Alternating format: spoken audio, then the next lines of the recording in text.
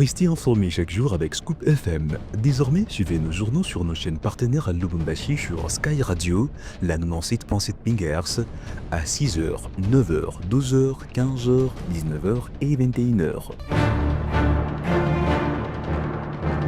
Suivez-nous également sur la radio communautaire Moïseni chaque jour à 9h05, 10h03 et 21h juste. Le journal du Scoop FM passe aussi sur Kipushi 24 Radio à 8h30, 12h30, 16h juste, 18h30 et 21h30.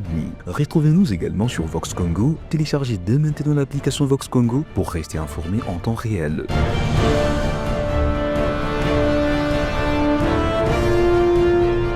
Scoop FM, suivez-nous sur notre page Facebook et sur notre chaîne YouTube pour tout savoir sur l'actualité locale, provinciale, nationale et internationale. Scoop FM, la neutralité réelle. La neutralité réelle.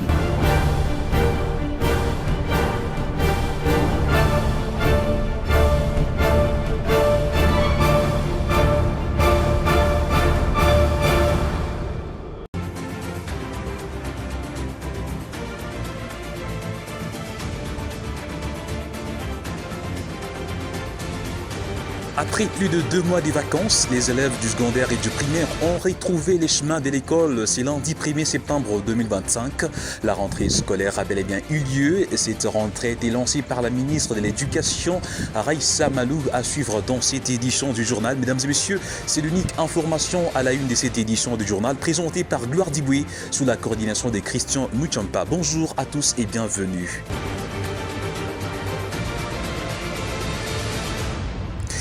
Tel qu'annoncé, la rentrée scolaire 2025-2026 a été officiellement lancée ce 1er septembre 2025 dans la ville côtière de Mwanda, dans la province du Congo central, par la ministre d'État, ministre de l'Éducation nationale et Nouvelle Citoyenneté, Raissa Malou.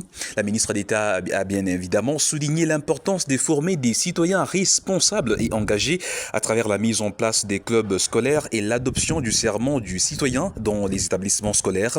Elle a lancé un appel à l'unité, à l'engagement collectif et à la résilience pour construire ensemble un avenir meilleur pour la RDC. Plus de 29 millions d'élèves, y compris dans les zones sous occupation, ont entrepris les chemins de l'école à l'occasion d'une année scolaire placée sous les lignes de la continuité des réformes majeures, la gratuité de l'enseignement primaire, le renforcement de la qualité éducative, la promotion de l'égalité des chances et l'intégration des technologies pour un apprentissage plus inclusif et stimulant. Sur ces mêmes chapitres, c'est lundi 1er septembre 2025 marque les débuts d'une nouvelle année scolaire et les regards sont tournés sur les gouvernements. Alors que les organisations syndicales espèrent une collaboration constructive, la tension est palpable. Les attentes sont élevées concernant les conditions de travail des enseignants et les moyens alloués aux établissements. Florence Kafunda. Fini les vacances, c'est la rentrée. Près de 29 millions d'élèves, notamment d'écoliers, des collégiens et des lycéens, reprennent les chemins de leur établissement. Alors que les gouvernements n'ont pas encore répondu favorablement à l'ensemble des revendications des enseignants via leur organisation syndicale, ces derniers ont jugé bon de prioriser la reprise des cours conformément au calendrier scolaire et comptent sur la bonne foi du gouvernement de jouer son rôle en répondant à leurs revendications sans réponse jusqu'à ces jours. Pour sa part, la ministre d'État de l'Éducation nationale, Raissa Malou, lors de la dernière réunion du Conseil des ministres, a présenté la note d'information sur l'évaluation des engagements du gouvernement envers les partenaires sociaux du secteur de l'éducation nationale en application de l'instruction du chef de l'État. Selon la ministre, plusieurs avancées ont été enregistrées, notamment le suivi de la feuille de route qui, selon elle, révèle des avancées significatives qui démontrent la bonne foi des efforts du gouvernement pour honorer ses engagements. De plus, a-t-elle poursuivi, l'enveloppe de la mission d'assainissement du fichier de la paie a été libérée le 26 août 2025, ce qui est une avancée cruciale pour garantir une meilleure gestion des salaires pour les exercices à venir. Bien avant, les gouvernements avaient également rassuré que des dispositions ont été prises avec des partenaires pour la poursuite de la formation de cette partie du pays. Le ministre de l'Éducation attend également concentrer les efforts du gouvernement dans 4 priorités essentielles, à savoir la consolidation de la gratuité de l'enseignement primaire public, le renforcement de la qualité de l'enseignement, la promotion de l'égalité des chances et l'intégration des technologies dans différentes salles des classes. Restons sur ces mêmes chapitres, les grandes vacances sont terminées, l'heure est à la rentrée scolaire 2025-2026, c'est lundi 1er septembre 2025 sur toute l'étendue du territoire national, selon les chiffres du ministère de l'Éducation nationale et Nouvelle Citoyenneté, près des 29 millions d'élèves, notamment d'écoliers, des collégiens et des lycéens, reprennent le chemin de leurs établissements. Gracia Akilimali nous fait le point. Alors que le gouvernement n'a pas encore répondu favorablement à l'ensemble des revendications des enseignants via l'organisation syndicale, ces derniers ont jugé bon de prioriser la reprise de cours conformément au calendrier et comptant sur la bonne foi du gouvernement de jouer son rôle, répondant à leurs revendications sans réponse que jusqu'à ces jours. Pour sa part, la ministre d'État de l'Éducation nationale, Raissa Malou, lors de la dernière réunion du Conseil de ministres, a présenté la note d'information sur l'évaluation des engagements du gouvernement envers le partenaire social du secteur de l'éducation nationale en appliquant l'instruction du chef de l'État. Selon la ministre, plusieurs avancées ont été enregistrées, notamment le suivi de la feuille de route qui, selon elle, relève des avancées significatives pour démontrer la bonne foi des efforts du gouvernement pour honorer ses enseignants. Par ailleurs, la rébellion AFC M23, via son porte-parole, Laurence Kanyuka, a invité les parents d'envoyer les élèves à l'école dans les différentes zones sur leur contrôle.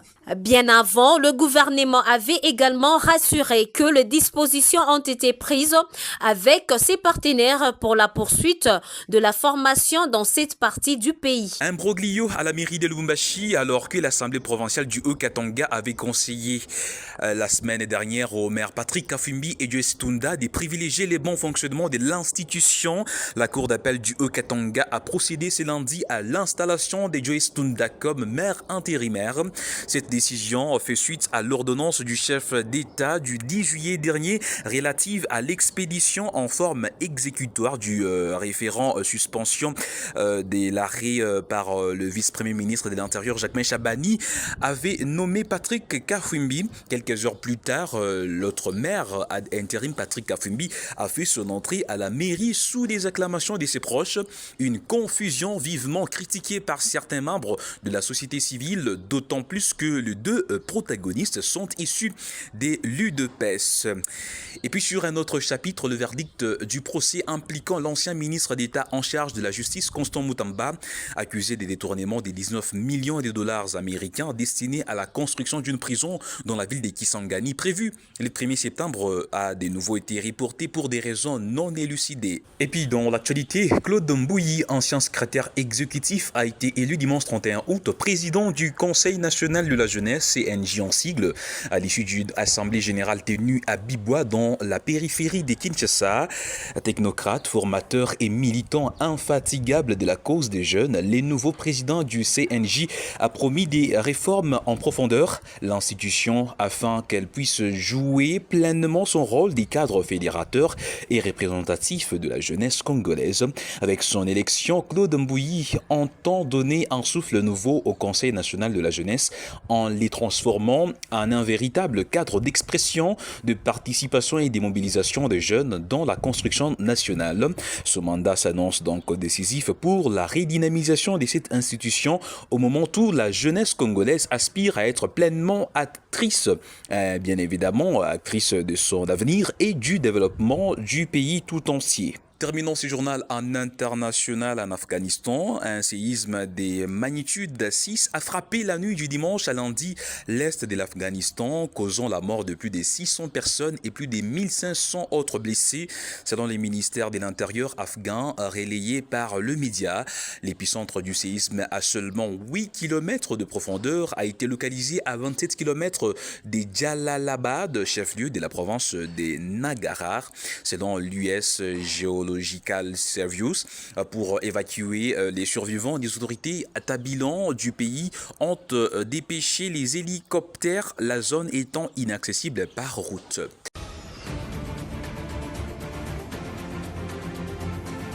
Mesdames et messieurs, ainsi prend fin cette édition du journal sur votre radio présentée par Louard Diboué sous la coordination et la supervision de Christian Moujampa.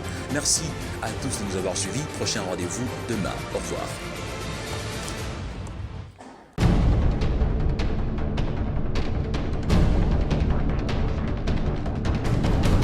Restez informés chaque jour avec Scoop FM. Désormais, suivez nos journaux sur nos chaînes partenaires à Lubumbashi sur Sky Radio, la 97.7 MHz, à 6h, 9h, 12h, 15h, 19h et 21h. Suivez-nous également sur la radio communautaire Moïseni chaque jour à 9h05, 10h03 et 21h juste. Le journal du Scoop FM passe aussi sur Kipushi 24 Radio à 8h30, 12h30, 16h juste, 18h30 et 21h30. Retrouvez-nous également sur Vox Congo. Téléchargez dès maintenant l'application Vox Congo pour rester informé en temps réel.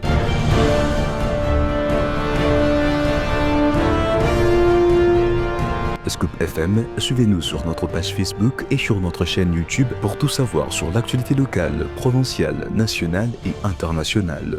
Scoop FM, la neutralité réelle.